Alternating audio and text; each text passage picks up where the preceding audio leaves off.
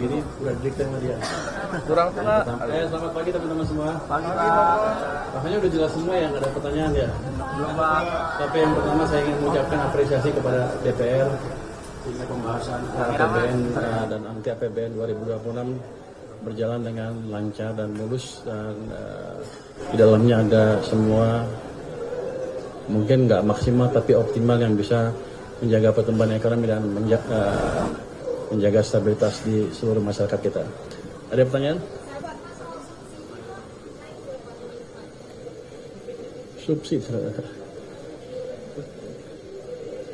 Subsidi saya lupa angkanya, tapi berapa? Naik nggak dibanding tahun lalu, tapi yang jelas masih ada, masih cukup banyak dan cukup besar.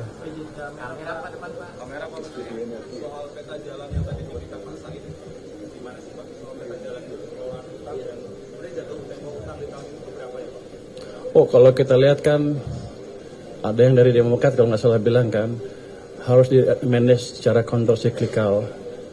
Artinya antara dia bilang harus di manage secara bijak dan countercyclical, dalam pengertian gini, kalau ekonominya kekencengan ya nggak usah kebanyakan utangnya, tapi kalau ekonomi butuh stimulus ya kita kasih stimulus dari ekonomi, dan mungkin dalam hal itu akan harus menambah utang. Jadi itu utamanya. Jadi batas-batas utang itu harusnya nggak rigid, tapi tergantung pada kondisi ekonomi.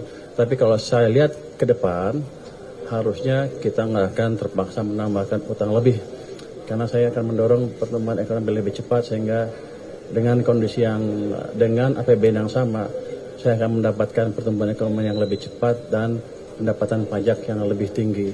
Jadi harusnya saya tidak akan ngutang terlalu besar.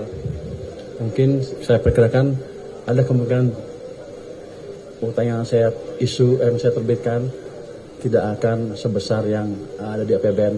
Nanti kita lihat semester pertama tahun depan gimana realisasi pertumbuhan ekonominya. Saya pikir dengan memanage uang yang betul, yang baik, di mana uang pemerintah tidak mengganggu ekonomi, itu aja udah tambahan sedikit yang signifikan ke pertumbuhan ekonomi, dan otomatis ke pendapatan pajak kita. Kalau saya nggak salah hitung, setiap tumbuh 1%, tambahan tumbuh 1% ekonomi, saya dapat tambahan income sekitar 220 triliun atau lebih. Jadi itu yang kita kejar. Kalau tambah 0,5%, income saya tambah 110 triliun. Jadi itu yang kita kejar nanti. Maaf ya, belum Pak. Iya, Pak izin kan terkait defisit, sebelumnya Presiden menargetkan untuk 2% 2 tahun ke depan, tapi kita lihat APBN yang tahun depan ini angkanya justru naik dari 2,48 jadi 2,68. Nah ini gimana caranya supaya bridgingnya nanti bisa 0% Pak? Karena market juga butuh kepastian kan soal itu. Anda tadi dengar Demokrat usulnya apa dari Pak Said? Bijaksana dan kontrol siklikal. Itu tadi, kalau lagi butuh kita dorong, tapi kalau nggak butuh kita kurangi.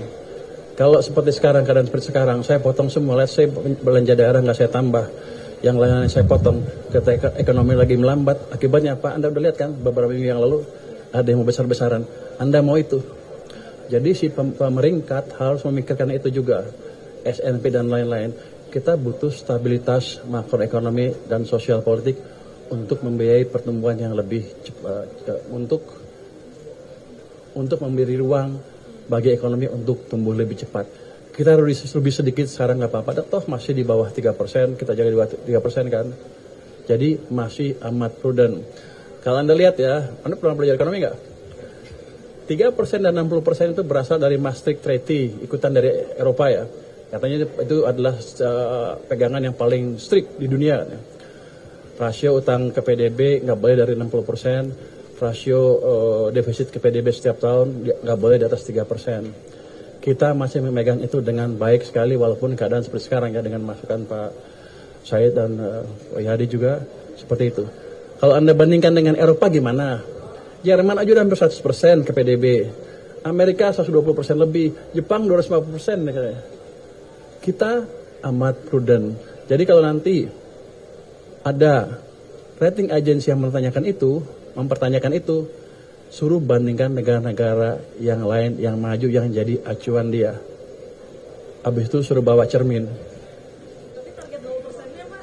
Ya, gimana? Tapi kalau target 0% yang diarahkan Presiden itu cara bridging supaya... Kita lihat keadaan, kalau mungkin ya mungkin. Saya sedang mencoba mengefisienkan, mengefektifkan pajak dan lain-lain dalam 1 tahun ke depan. Penggelapan segala macam akan kita coba hilangkan dengan secara signifikan. Nanti kita lihat berapa langkah.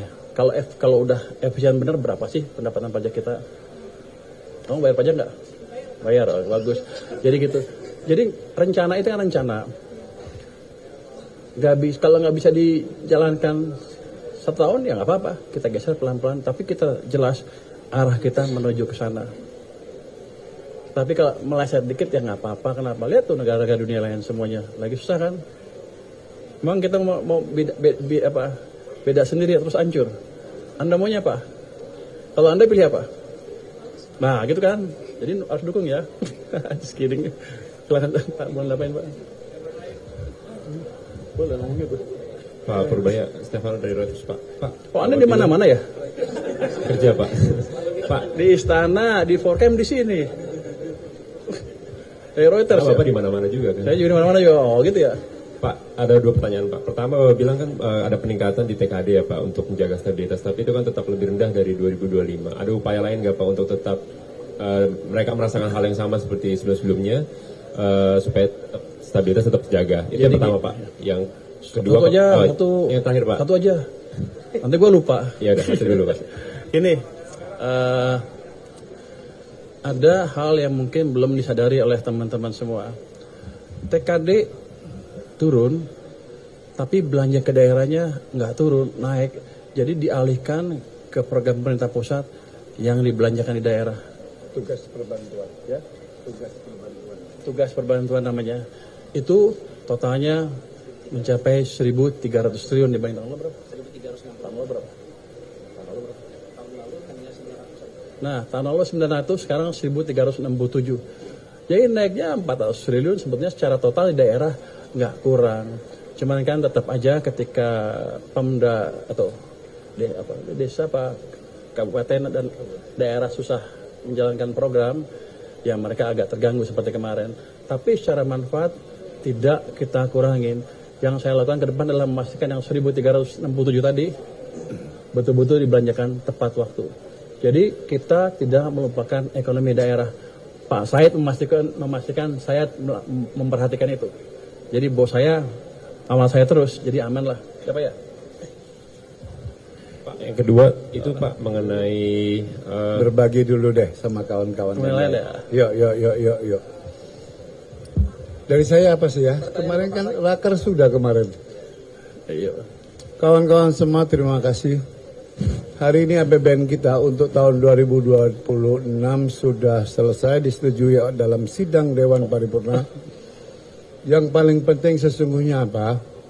Ketika pemerintah dengan Badan Anggaran DPR bersepakat pertumbuhan di 5,4%, bagi kami itu adalah fondasi penting untuk terus mengawal visi, mimpi, dan termasuk yang disampaikan oleh Menteri Keuangan kita, ke depannya bisa 6, 7, sampai 8%. Namun, Badan Anggaran selalu mengingatkan bahwa pertumbuhan itu 5,4%, pertumbuhan yang inklusif, berkeadilan. Agar apa?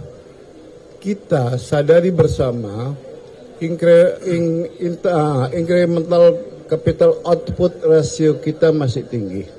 Kita kalah dengan Vietnam. Kita masih berkutat di 6,2. Oleh karenanya dalam Astacita itu baik pendidikan, kesehatan, swasembada pangan, makan bergizi gratis, kalau itu serentak dilakukan dan jalurnya benar tata kelolanya, itu bagian dari game changer agar peningkatan SDM kita akan luar biasa. Satu. Yang kedua, dengan pertumbuhan 5,4%, sungguh-sungguh kami mengharapkan, karena yang dibutuhkan oleh masyarakat sekarang adalah kebebasan yang bertanggung jawab dari sisi aspek pendidikan. Jika kebebasan yang bertanggung jawab dimiliki oleh masyarakat, Kemudian pemerintah berkepentingan, berkewajiban untuk meningkatkan pendapatan masyarakat kita dengan tumbuh 5,4%, maka 3 hal. Pemerintah harus meningkatkan kapasitas rakyatnya lewat pendidikan, kesehatan. Sehingga rakyat bisa melakukan sesuatu, kata Amartya Sen, kemudian menjadi sesuatu, melakukan sesuatu, dan mendapatkan kehormatan. Inilah nilai tertinggi yang akan didapat oleh masyarakat dalam konteks kita berbangsa dan bernegara yang dibungkus oleh APBN kita untuk tahun 2026. Hasanah kata, wabillahi taufiq wal hidayah. Wassalamualaikum warahmatullahi wabarakatuh.